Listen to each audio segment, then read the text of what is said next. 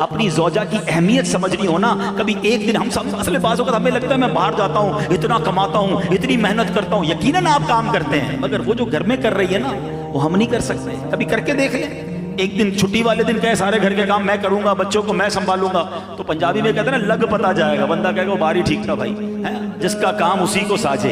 ठीक है। और मैंने इसका मुजाहरा पता है कब देखा है? जब किसी के घर में अचानक बीवी दुनिया से चली जाए, हाँ उससे पूछो, जब उसको बच्चे संभालने पड़े, जब उसको घर संभालना पड़ा, फिर अंदाजा हुआ कि मुझे तो कितनी आसानियां थी, मेरे कपड़े तैयार, मेरा खाना तैयार, मेरी दवाई पीनी तो दवाई तैयार, और फिर भी मैं बातें ही सुनाता हूं।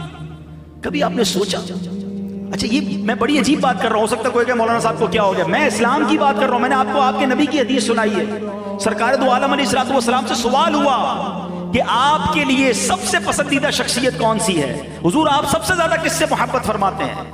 अब सोचो नबी पाक ने क्या जवाब दिया। आपने फरमाया आयशा रदियल्लाहु ताला अन्हा, हमारी अम्मी हुजूर का नाम लिया, सरकार ने अपनी ज़ौजा का नाम लिया, बेस्ट सबसे ज्यादा नबी पाक मोहब्बत फरमाते। हम तो इजहार भी नहीं कर सकते। कभी अपनी ज़ौजा को शुक्रिया कहा, आपकी बड़ी मेहरबानी, आप मुझे इतनी खिदमत करती हैं, आपके लिए मैं तोहफा लाया, आप जब देखो मेरी खिदमत करती हैं। अरे नहीं यार मैं कैसे कह दूं, मेरी इज्जत कम हो जाएगी। किसने का कम हो जाएगी? हाँ ये जरूर है घर वालों को लगेगा तबीयत ठीक नहीं है, लगता है कि इन्होंने शुक्रिया कहना शुरू कर दिया। चाय पेश की तो जज़ाकल्लाह, है खाना पेश किया तो जज़ाकल्लाह, 25 साल से तो आज तक नहीं कहा, आज कहना शुरू कर दिया। वो बेचारी पूछेगी तबीयत तो ठीक है, लेकिन आप कहना नहीं बयान सुन के आया तब रोज जज़ाकल्लाह कहूंगा। हाँ घर का माहौल अच्छा हो जाएगा, है उनके चेहरे पे भी मुस्कुराहट आनी चाहिए। मैं आपको एक और बात समझाता हूं कि आप कभी सोचिएगा, हमारी ज़ौजा की शायद हर दुआ में हम होते हैं, हर दुआ में हम अपने सुहाग के लिए, अपने बच्चों के वालिद के लिए दुआ मांगती है। हम कितनी दुआ मांगते हैं उसके लिए, ये गौर कीजिए। लेकिन यकीन करें शायद आपको अंदाजा नहीं है, मैं इसलिए इस बात को बहुत क्लोजली समझता हूं कि मैंने बहुत क्लोजली अपने अम्मी अब्बू को देखा। मेरी वालदा दुनिया से चली गई, अब्बू दुनिया में थे।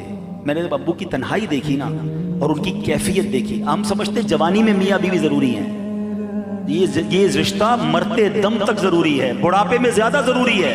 ये एक दूसरे के दुख दर्द के साथ ही होते हैं, इनका उठना जल्दी होता है, इनका सोना जल्दी होता है, इनके बहुत सारे मामूलात एक दूसरे से जुड़े हुए होते हैं। शरीके हयात पहले चली जाए ना, मर्द टूट के रह जाता है। अच्छा मर्द चला जाए औरत जिंदगी गुजार लेती है, क्योंकि उसको बच्चों को, कई बेवा औरतें हैं जिन्होंने अपने बच्चों को बड़ा किया है, क्योंकि उनको तू घर संभालना आता है, मर्द को नहीं आता। तो मेरे प्यारे इस्लामी भाइयों कदर कीजिए, ये अल्लाह की नेमत है और इस कदर का इजहार भी कीजिए, उनके लिए दुआएं कीजिए, उनका शुक्रिया अदा कीजिए।